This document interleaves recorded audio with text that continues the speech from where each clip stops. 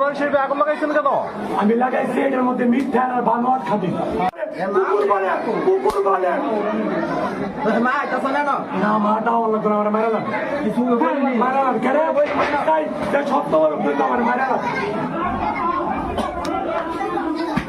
আচ্ছা তাহলে আপনি কোরআন শরীফে আগুন লাগাইছেন কেন? আমি লাগাইছি এটার মধ্যে মিথ্যা আর বানোয়াট খাবি